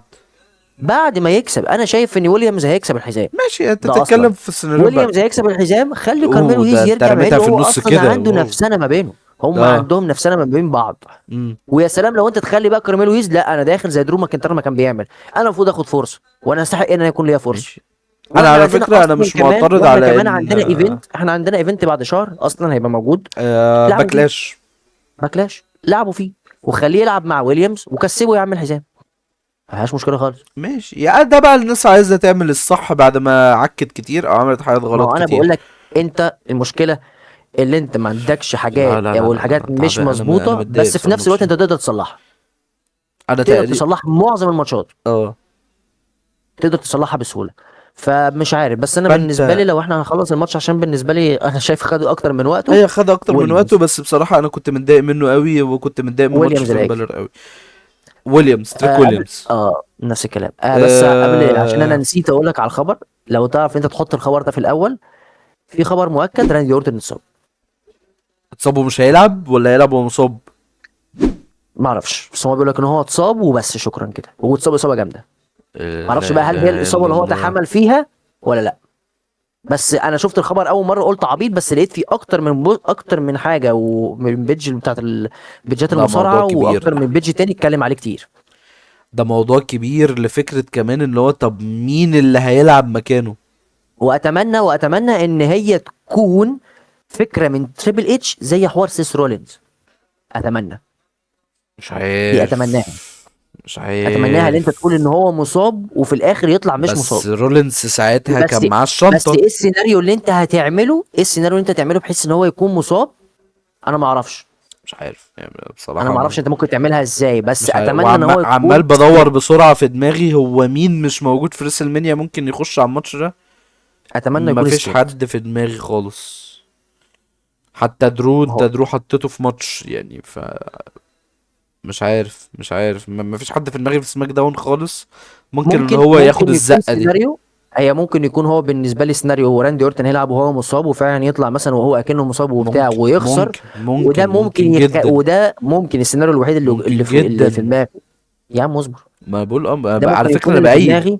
ليه بقى؟ علشان انت عايز تخلي الناس كودي يكسب مم. وتخليه مكروه. مم. فلما يقعد شويه وبعد كده يرجع مثلا في باكلاش، تخليه بقى يقعد الفتره دي كلها، الشهر ده كله ما يظهرش مثلا. مم. وتقعد بقى مثلا تجيب له اي سيناريو مثلا ان هو بيتعافى ولا بتاع، وترجعه بالمره. يبقى احنا كده ضربنا عصفورين بحجر. الكائن ده ما يجيش تاني زي ما هو ما قال، مش بات هيظهر ماكافي يعني. تاني. بات ماكافي مش هيظهر تاني. وفي نفس الوقت عداوه لراندي اورتن رجعت، مم. وانت كده كرهت الناس في كودي رودز. اي نعم، انت مش هتكره الناس في كودي رودز اكيد عشان هو اللي بيجيب لك فلوس، بس لو انت عايز تعمل حاجه تصلح بيها اي محدش حاجه من اللي انت عملتها، بيعمل وراندي اورتن حاجة يرجع زي كده. لباكلاش ياخد الحزام. طيب، نروح للمين ايفنت. الماتش الاخير. الماتش الاقوى. الماتش اللي ما بين اتنين فوق ال40. الماتش اللي ما بين فيل وجو. في قول اخر، سيم بانك ورومان ماشي. رينز. لو دخلت بص على الصوره تاني قلت مين دول. ماشي فهمت، انت قصدك سيم على الفيلم. بانك جميل. ورومان رينز. لا ده اسمائهم، هم عملوا السيجمنت بتاعهم باسمائهم الحقيقية، فنقول اسمائهم الحقيقية عادي، ما عندناش مشكلة. فانت ايه الكلام اللي عندك بقى الماتش زي دوت؟ احلى انا. احلى برومو حصل في النايتس كلها. احلى البايب بامب، بروموهات هو حصلت قال في لك النايتس كلها. قال لك ما تتمناش بايب بامب وانت مش عارف هو ده عبارة عن ايه اصلا.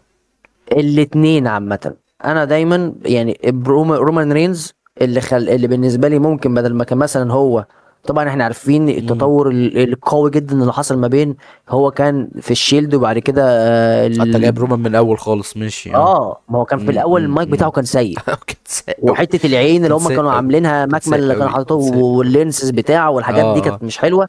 وكان وبيقول لك هو ونسي. كان ماكمان عايز ونسي يعمله المايك. فيس. ونسي فهو قدام بقى. جون سينا، وجون سينا اداله واحده جميله في لما نسي الكلام. ايوه. لكن دلوقتي في تطور جبار. ودلوقتي رومان رينز لا يكاد يكون من التوب 10 من افضل الناس اللي بيتكلموا في المايك، والمايك اللي حصل مع سين بانك يخليه من التوب 5 ماشي. كمان. حاليا يخليه من التوب 5. ماشي. سين بانك كده كده هو مع جون سينا افضل اتنين بتوع مايك في تاريخ المصارعه بالنسبه لي، في الاتنين مع بعض كده ثابتين. ما فيش حد اعلى من بانكو التاني، سينا. الاتنين دول جبروت. بانكو سينا، بانكو سينا اوكي. طبعا. الاتنين دول هم افضل اتنين في المايك في تاريخ المصارعه. ده ماشي. ممكن نحطه مع الخمسه تحتيهم. هو تطور وتفوق على نفسه في الحته دي. هو عمل مايك كمان جبار معاه. البرومو الاخير، مم. انا عايز بس افهم الناس حاجه. انت دلوقتي مع نتفليكس ومع ناس تانية قاعدين بيعملوا لك بلاش الدم وبلاش الشغل ده، هم عايزين يكون في دراما ويكون في برضه عنف في نفس الوقت. مم. سين بانك قدر يديك ده بالبرومو اللي هو كان قاعد بيتكلم على مات مكافي وراح دخل في الكل واداك حاجه. البايب بومب. وقبلها في نفس الكلام البايب برضه لما بومب. اتكلم مع رومان رينز وقال لك على ابوه ان انا هدفنه ومش عارف ايه. وبعد كده دخلت لي جي اوسو ان هي عيلته وشكله جميل ولذيذ، ورحت قلبت عليه. وساعتها الناس بقى اتكلمت هو كده سين بانك قلب هيل ولا ما قلبش هيل، وسبتها مم. عايمه. ودي حلوه ان انت سبتها عايمه، ما بينتش اي حاجه، خليت سين بانك يظهر كده بالكاميرا وهو قاعد بيمشي بطريقه مم. تحس ان هو هيل وبقى مغرور شويه. حلوه. بعد كده مم. دخلت البامب بتاع بانك الجامد جدا ده، ورحت مم. اتكلمت. بعدها خليت بقى السيناريو الاخير، الدراما اللي طبعا انت لازم تحطها علشان اكن الفيلم، اكن ده فيلم. مم. اللي هو ايه؟ انا المفروض كنتش اتكلم مع ابوك كده. انا ده ابوك كان مثلا الاعلى والكلام ده كله، وما كانش قصدي ان انا اعمل كده، وانا بعتذر لك فعلا. بس انا فعلا حاقد عليك لان انت عيلتك كذا وانت كذا كذا. انا بنيت نفسي بنفسي، انا قعدت ادور على عيلتي. الكلام ده كله الناس اتضايقت منه. انا شايف ان هو ممتاز. بانك عمله ممتاز ورومان رينز عمله ممتاز. واللي انتوا الاتنين بتخلصوا الموضوع على الاقل بان ده كويس يا عم، ريسبكت ان انت قلت كده، وده ريسبكت ان انت قلت كده. مفيش مشكله عندي. انت عملت الدراما اللي هم كانوا عايزينها بطريقه ممتازه، ونفس الكلام لرومان رينز. انا ما مم. اعرفش انت متضايق ليه. هم دلوقتي عندهم عقد بيقول لهم لازم تعملوا الحاجات دي. مم. عملوها بس طالما هتعملها حلو انا ما عنديش مشكله. هي الفكرة اتعملت حلو. بالنسبة لهم فكرة العشم، فكرة ان انا التوقعات، انا متوقع منك من بعد ما عملت لي البايب بومب التاني دوت ودخلت قلت لي ما تتوقعش ما تطلبش بايب وكمان بومب معلش انا قلت وانت لك قبل مش كده. عارف انا ممكن اقول ايه فيه. وكمان ف انا قلت لك قبل كده، مم. الوحيد اللي قاعد بيعمل مايكات حلوه. لما يعمل مايك بالنسبه لك مش حلو انا اكيد مش هاجي اكلمه. لا يا باشا انت ماشي. لا، عالمي. في فرق ما بين ان معلش. اقول ان المايك مش حلو او المايك ما عجبنيش، وبين ان بقول ايه الهبل دوت، ده ما ينفعش يعمل مايكات. دي حاجة ودي حاجة. يعني اعتقد ان المايك ما سي ام بانك دي عجبنيش، تقريبا ماشي، ما المره عنديش مشكلة. الوحيده اللي في البرومو ده مم. اللي هو يقول لك انا هلتزم بالسكريبت واقول بس عمله صح.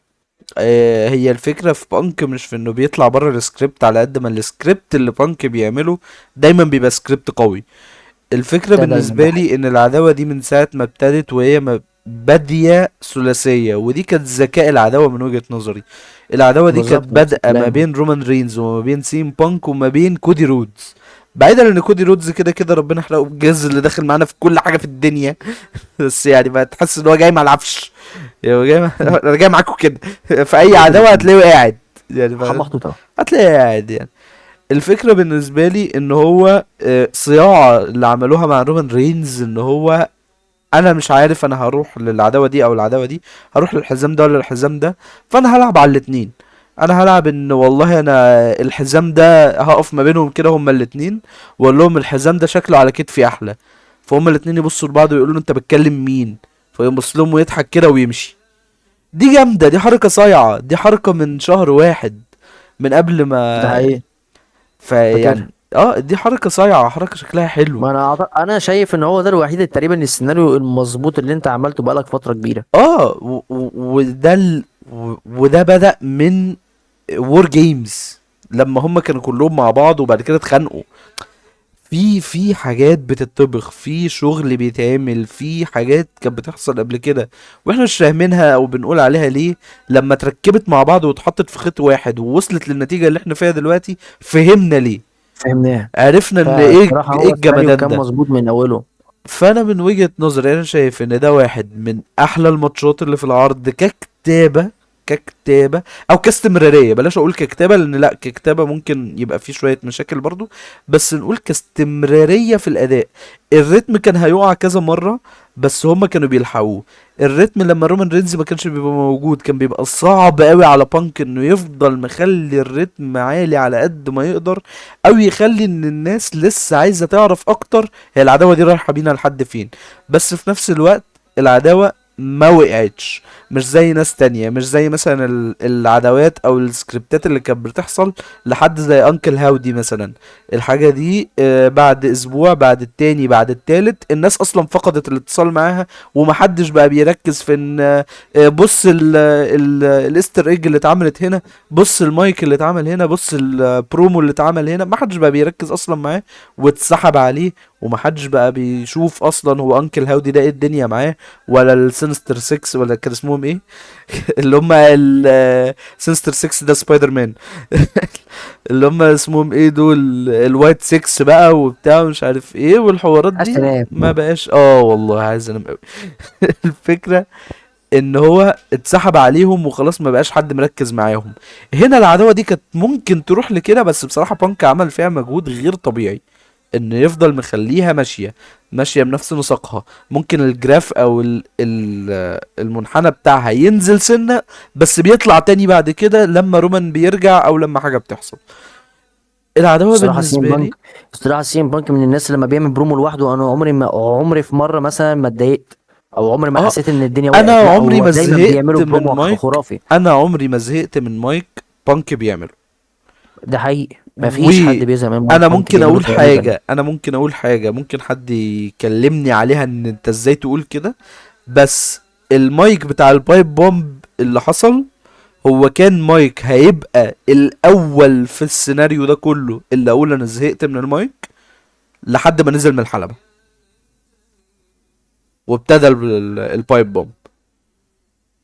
انت انا قصدك من قبل ما قبل اه البايب بامب ما لم تحصل تقول لك ان هو لما كان طلع بيبدأ. وابتدى يتكلم عن المكان اللي هم فيه، وانا المكان ده مش عارف بيعمل ايه وقوته ايه، والناس القدام اللي فيه اللي بتحب المصارعة ومش عارف ايه.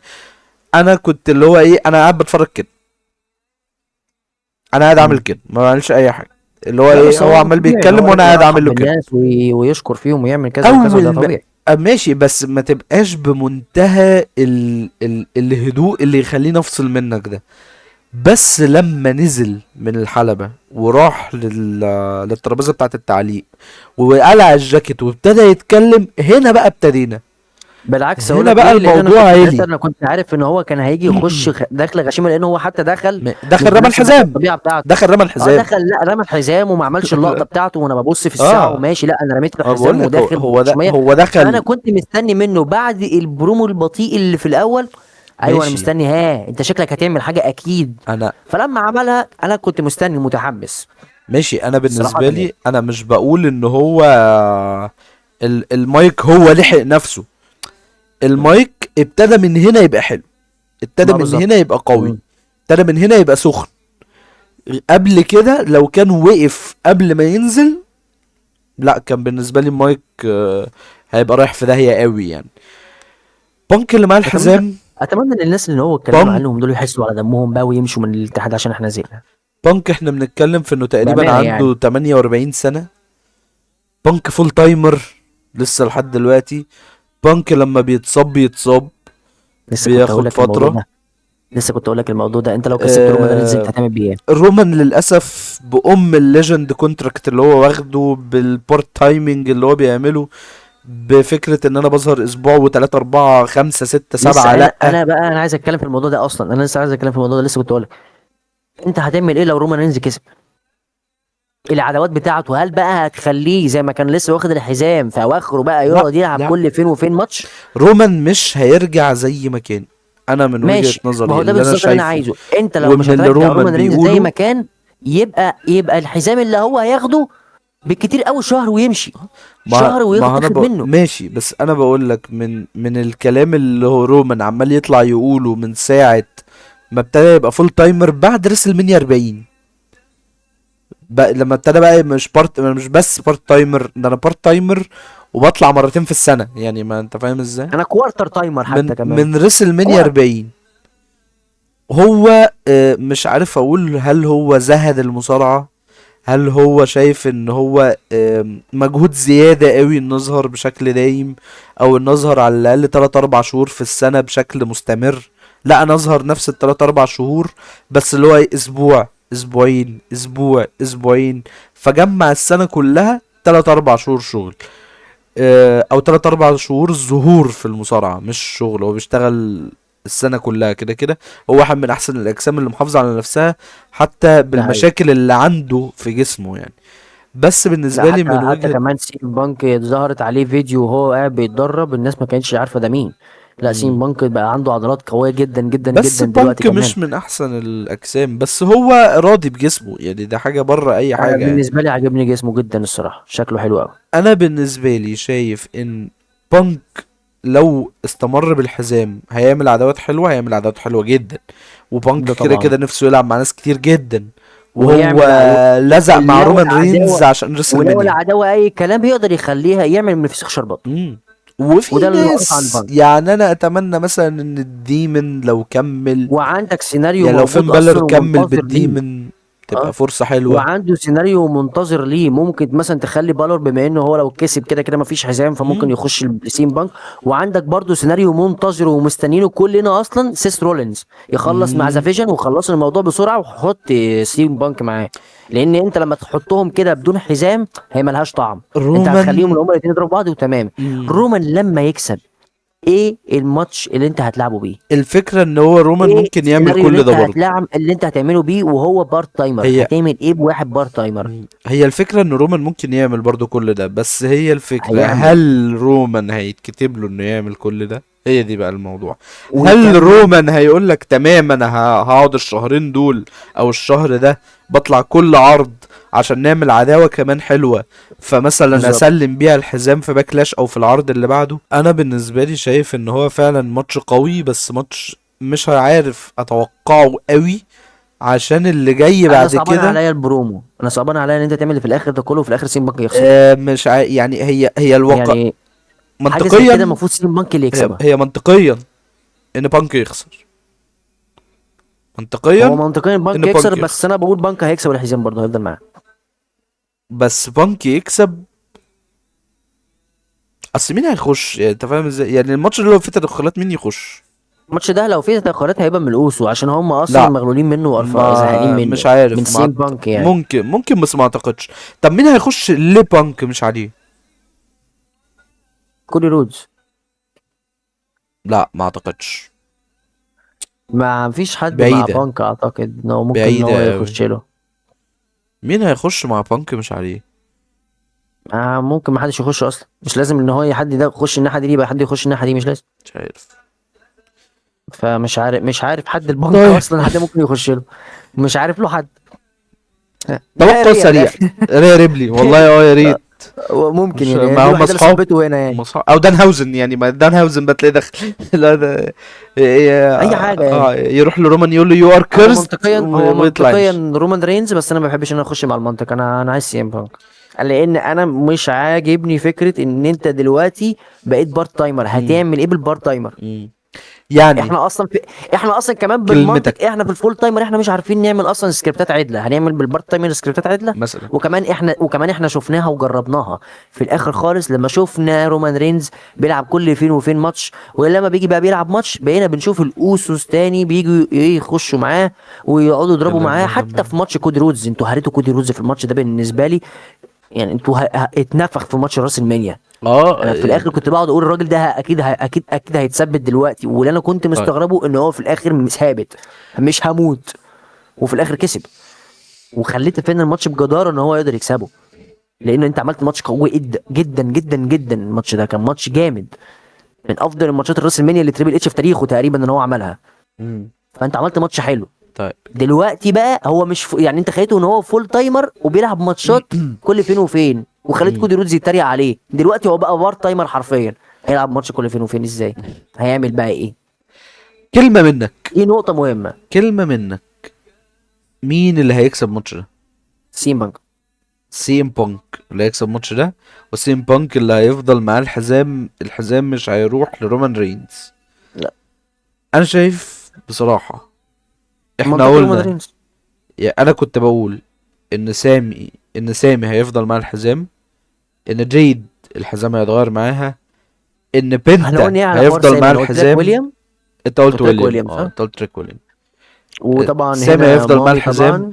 جيد الحزام هيتغير منها، بنتا هيفضل مع الحزام. فبانك من وجهة نظري الحزام هيتشال منه وهيروح لرومان رينز. ده المنطق. انا شايفها كده. هو ده انا المنطق. شايفها كده، انا شايف رومان رينز ان هو راجع بفورمة انا جاي اخد الحزام، راجع بفورمة انا وانا قلت هلعب لك على فكره، شوية. انا قلت لك من بعد حوار راندي اورتن ان هو لو هيتصف هو كده هيخسر. انا برضو عند منطقي ان هو هيكسب. يعني انا قلت لك في الاخر ان هو خلاص يا ممكن باشا، هو يخسر انت كده كده لو الكلام اللي السيناريو. اتاخد بس خلاص. خلاص اللي اتاخد انا قلت الكلام لك اللي راندي. هو اتاخد. المفروض راندي عامه يعني. احنا الاتنين قلنا راندي لو انا فاكر صح، بس يعني ايه، هو ما خير. ينفعش ان انت تقول غير هنلبس راندي. هنلبس انت لو قلت كودي هنلبس فانا بحب انا بحب كودي. انا كده كده بحب هن- كودي، ما عنديش مشكله، بس اللي هو ليه هنلبس. كفايه. انا شايف الحيطة اتجرأ تاني بكودي. هنلبس، انا شايف الحيطة هنلبس. ما تعمل ايه بكودي تاني؟ طيب، دي انت تعمل ايه نايت بكودي تاني؟ 2 اخيرا خلصناها. اوبا فيمي بروك ليزنر، قلنا اوبا فيمي. ماتش الستة بتاع الحزام قلنا، انا قلت بنتا، انت قلت جوفان ايفنز. بالر وميستيريو، قلنا بالر. ريا ريبلي وجيت كارجل، قلنا ريا ريبلي. سامي زين تريك ويليامز، انا قلت سامي زين، انت قلت تريك ويليامز. وفيل وجو، انت قلت فيل وانا قلت جو.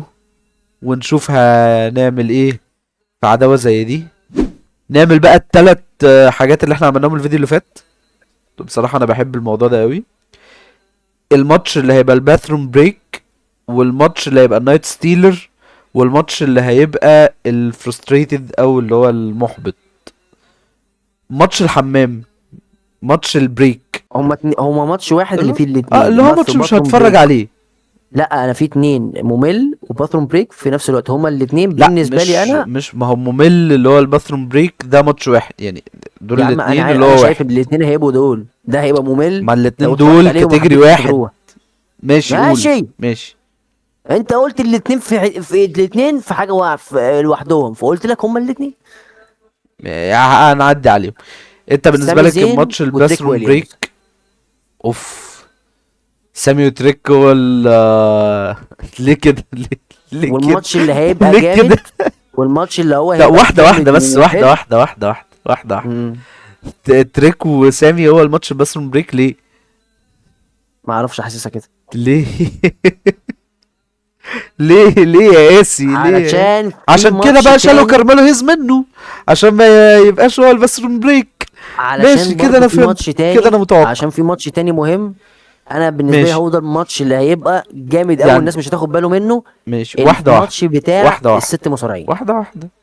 يعني احنا دلوقتي الماتش الباثروم بريك، الماتش اللي انت هتروح تجيب فيه حاجة تاكلها، تخش الحمام، تعمل اي حاجة وترجع تاني، هو يبقى الماتش بتاع تريك ويليامز وسامي زين.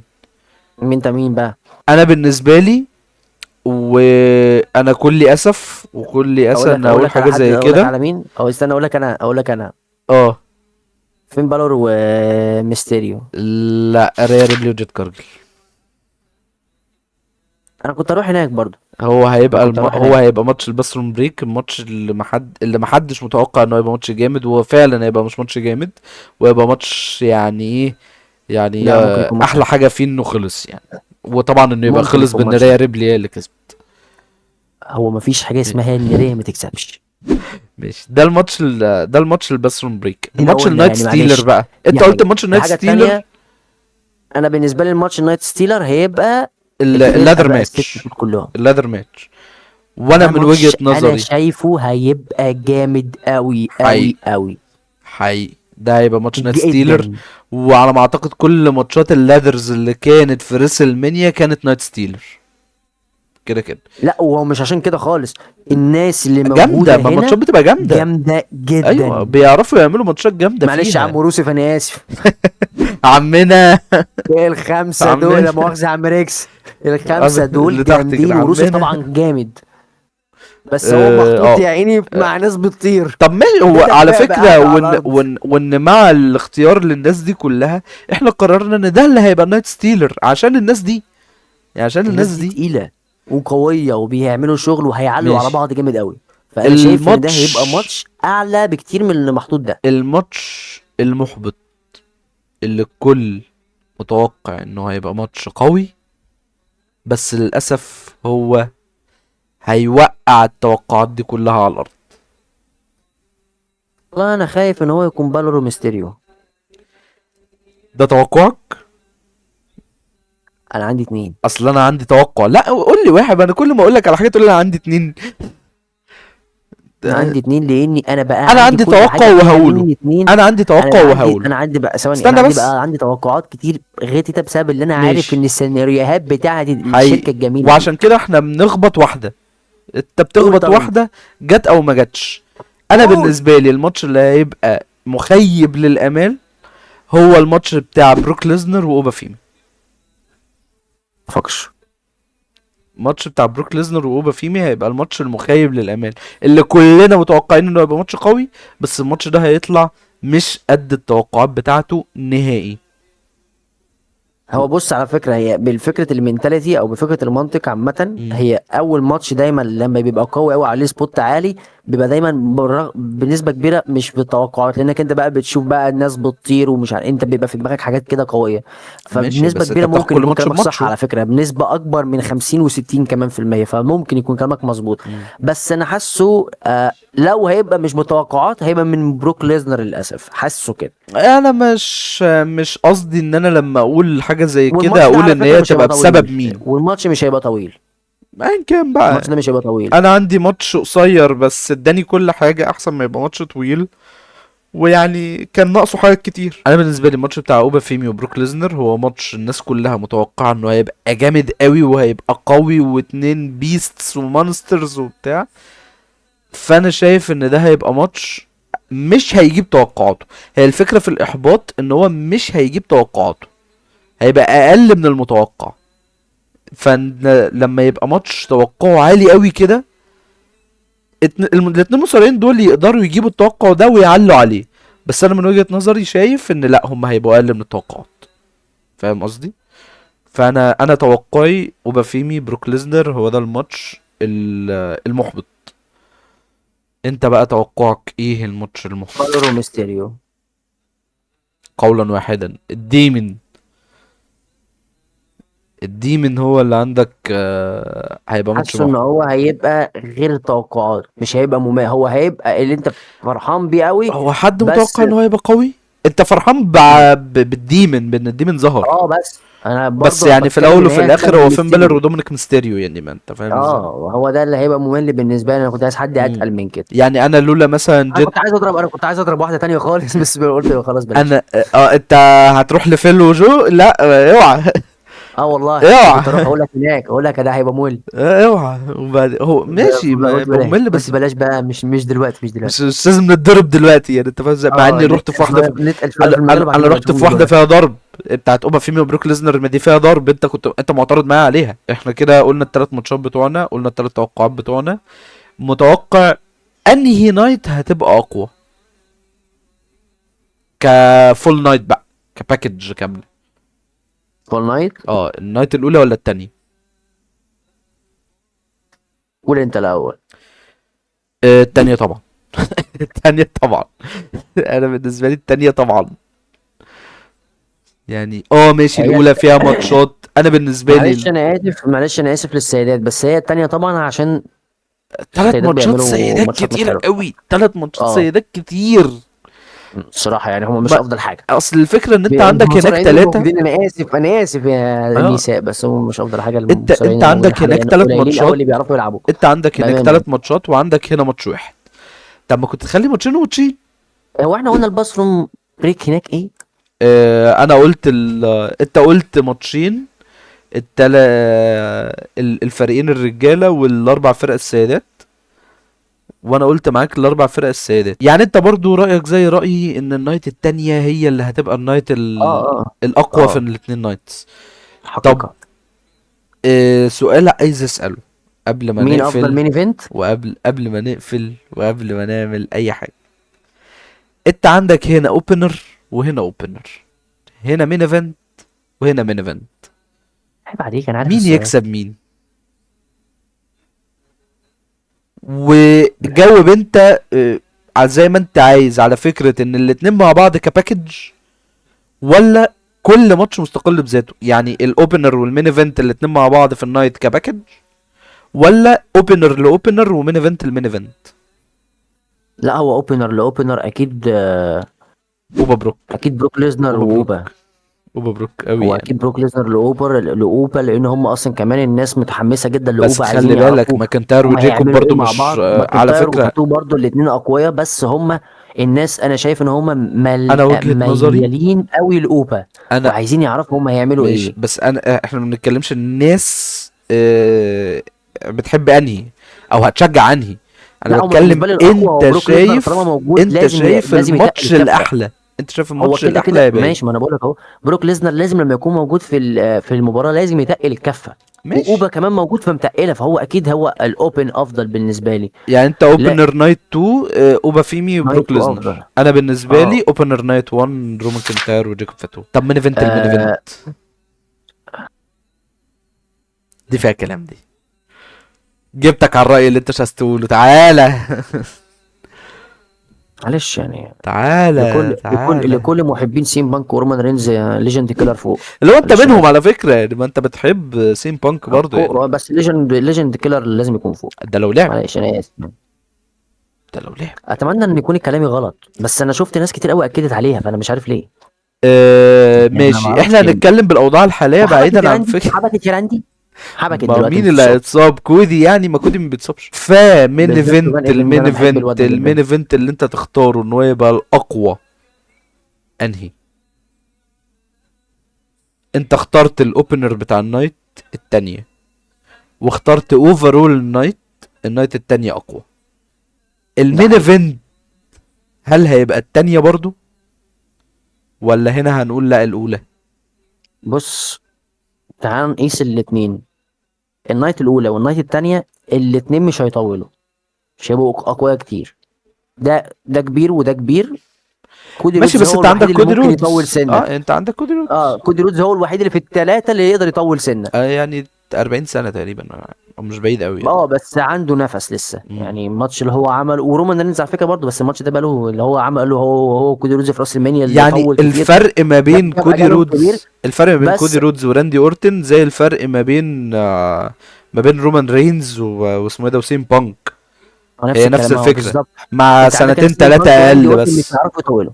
هي الفكره ان انت عندك هنا في جبهه من الناحيه التانيه ضعيفه مم. سنه، مش هيعرفوا يطولوا او عندهمش هو نفس طويل قوي. سيم بانك سين بانك وراندي وراندي اورتن هم اورتن نفس الفكرة، هم السن نفس الاكبر. الكلام. اه ورومان رينز واسمه ايه وكودي رودز هم اللي اصغر، هم اللي هيشيلوا الماتش، هم اللي هيعملوا المجهود البدني الاكبر. ده تمام، اه ده معروف. فالاتنين انا شايف الماتش متكافئ. فهنا هم متكافئين جدا، بس فمين بقى اللي بنسبة هيبقى المين ايفنت الاحلى؟ الأقوى. لو أنا هاجي أكلمها الاحلى بالمنطق بقى إيه؟ اللي انت شايفه، بس بننام بدري يعني. أحلى. انا والله ممكن انا هو ممكن اقول انا، رومان رينز وعقبال ما وسين انت بانك. تفكر. رومان رينز وسين بانك. النايت التانية برضو ماشي، حلو ده، حلو ده. عشان بات ماكافي أكيد هيحطوه في أي حاجة في النص ماشي هيبوظها يعني. ماشي. طب أكيد بقى، يعني أنا أصلا انا قاعد انا بفكر في كنت راندي أورتن هقول ايه وكودي روز، لما لقيت بات ماكافي قلت لأ. انا كنت هقول كودي رودز راندي اورتن المين ايفنت الاحلى بالنسبه لي. وده يخليني اقول ان انا اخترت الاوبنر بتاع النايت الاولى والمين ايفنت بتاع النايت الاولى، بس اللي وقع النايت الاولى معايا الحشو اللي في النص. المشكلة إن أنا كنت عايز أقول راندي أصلا يعني. خلاص بقى، انت قلت اللي انت قلته خلاص، أنا عايز أقول راندي، بس أنا الطلقه طلعت. حاسسها الدخلة بتاعت بات ماكافي انا هيعمل حاجة انا غبية. بالنسبه لي لما انا كنت بتكلم على فكره ان ده 7 ماتشات وده 6 ماتشات، وانت كنت بتتريق معايا او تتريق عليا على فكره اللي هو ايه، هي حبكت يعني. لا، هي مش فكرة حبكت، هي فكرة ان انت زودت ماتش فاديت عدد اكبر من الماتشات، وطبعا هي هتبقى نفس الوقت فانت هتاكل من وقت الماتشات نفسها، بس انت اديت تقييمات اكتر. او فكرة ان هو ايه، بدل ما كنت هتقيم على 6 ماتشات فانت هتقيم على 7، فلو عدد ماتشات اكتر وقعت في التقييم فالنايت كلها ككل هتقع معاك في التقييم. فكرة ان مظبوط. النايت التانية هم 3 ماتشات في النص، انا بالنسبة لي انت مش محتاج اكتر من كده. والماتشات ماشي مش اقوى حاجة في الدنيا، بس ماتشات مش صغيرة مش قليلة. ماتش زي الديمن وميستيريو ماشي ماتش صغير شوية، بس الديمن هو اللي معلي الكفة. جيت كارجل بس خد وريا بالك على ريبلي. فكره، بس لو هنيجي نتكلم النايت الاولى فيها حاسمها اكتر. لا عادي، هي. عندك هنا التشامبيون، وبعد كده انت عندك هنا برضو التشامبيون برضو التاني بتاع هم هي. ثلاثه تشامبيون للسيدات وعندك الناحيه التانيه برضو لا، تشامبيون ما انت الدبليو انت دبليو اي. انت ثانية انت عندك التاج تشامبيون بتاع السيدات، وعندك ال بتاع ستيفاني فاكير اللي هو الهيفي ويت بس. والاي سي تشامبيون ايوه ماشي، انت عندك هنا بتاع اسمها ايه اربعه في دي. النايت التانيه، وعندك الناحيه التانيه خمسه. ماشي، ما هو الماتش الزيادة اللي عامل معاك كده. بس هي مم. الفكرة ان انت عندك بنت هيلعب على الحزام بتاعه، سامي هيلعب على الحزام بتاعه، جيد هيلعب على الحزام بتاعها، بانك هيلعب على الحزام بتاعه. دول كده 4 أحزمة. الناحية التانية الماتش الزيادة بتاع ايجي لي ده، هو اللي ضارب الدنيا دي، هو اللي مزودهم يعني. طبعا كان في حد معاه الحزام بتاع السيدات بتاع اليونايتد ستيتس، اللي انا وربنا ما فاكر هو مع مين. هو تقريبا مع جوليا، تقريبا مع جوليا. بس طبعا بقى جوليا مين بقى اللي تلعب في راس المنيا دي؟ يا جوليا مين؟ كان في كلام ان النايت التانية ممكن يتضاف لها ماتش زيادة، بس بصراحة انا لحد ما احنا بنصور دلوقتي ما عرفتش اي اخبار ان في ماتش سابع اتضاف. ممكن يتضاف ساعتها في النايت وهي شغالة، مش عارف. ممكن يبقى الجوليا، ما اعرفش. دانهاوزن ليه لا؟ اكيد دانهاوزن هيطلع في راس المنيا مليون في المية، مليون في المية. اكيد دانهاوزن هيطلع في راس المنيا، ما اعرفش هيطلع يعمل ايه بالظبط، بس هو هيطلع في راس المنيا وهيطلع يعمل حاجة. كده احنا خلصنا.